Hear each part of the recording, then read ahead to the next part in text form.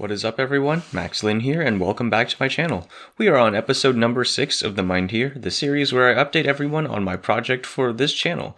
I also discuss the process and work that goes into my videos and talk about other subjects that come to mind, which is where the name of this series comes from.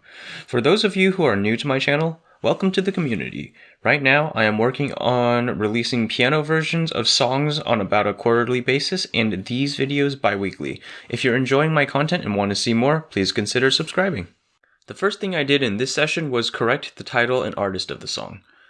Now wait a minute, you may ask. You got the name of the song wrong?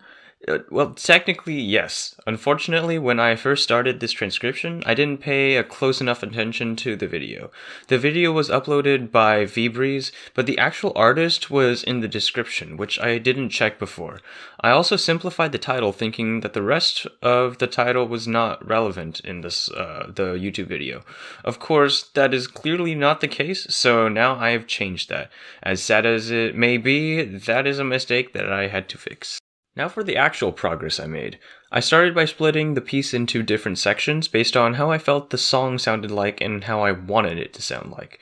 This helps me with my transcription of the bass because it gives me a general idea of what the bass should sound like. I can then work towards writing a bass that reflects that and focus my creativity. If I don't have something to focus on, I become easily sidetracked and end up with some other cool sounding tune that has nothing to do with the song. Also, these written descriptions can give the piano player an idea of how the section is supposed to feel. Overall, it's just a nice tool that I've begun to use in my pieces. Right when I was about to begin bass writing, I realized that the first chords didn't sound right. I didn't want to waste effort writing a bass pattern for chords that didn't match the song, so I played around and eventually found another set of chords that worked better. This doesn't follow the order I usually take to make transcriptions, which, by the way, I changed a little bit by swapping the fix melody step with the transcribe accompaniment step. But that's fine, because sometimes an insight presents a better alternative. Going backward, I fixed the harmonization of the piece and felt free to proceed with bass writing. In the preliminary accompaniment I have written, all I have done is arpeggiate the bass, or break up the chords, to generate a smoother and more varied beginning. I will continue to work through these chords and write an accompaniment that satisfies what I'm going to call the mood of that section of the song. How that will turn out? Well, we'll just have to wait and see. Okay, so I have a confession to make. I didn't make any progress on the research project thing I was talking about. Last video, I mentioned that I might have some new content on this channel and that it would be some research into some topics I'm interested in. Unfortunately, I have not worked on that project, partially due to a busy schedule and partially due to my own incompetence and laziness. But in any case, this upcoming holiday break should give me some time to work on this. And like 100 other assignments, but let's not talk about that quite yet. Oh, and besides that research stuff, I'm also thinking about doing some additional music stuff that will end up on this channel. Mainly, I'm exploring 2 pieces of software right now, Utau and FL Studio. More of you will probably have heard of FL than Utau.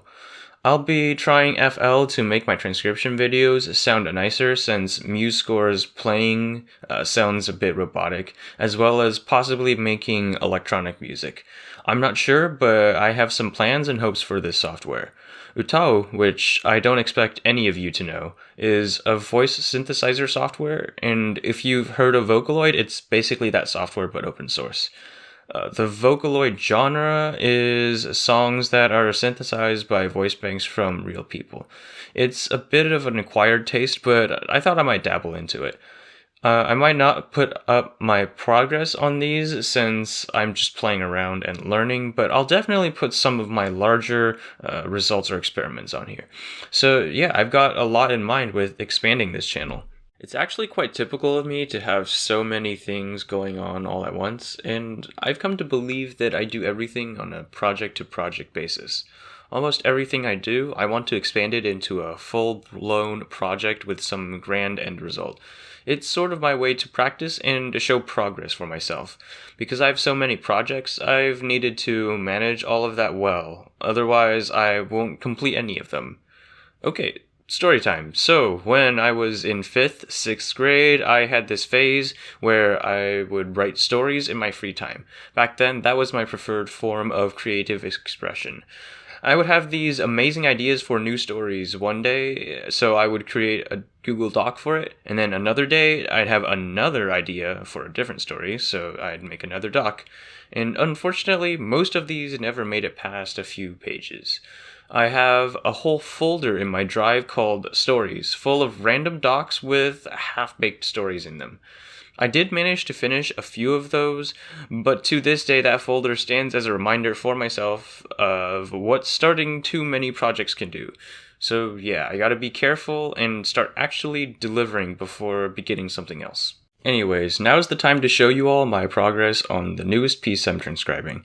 Thank you to everyone who made it to the end of this video. If you have any questions, comments, or concerns, please feel free to let me know in the comment section down below.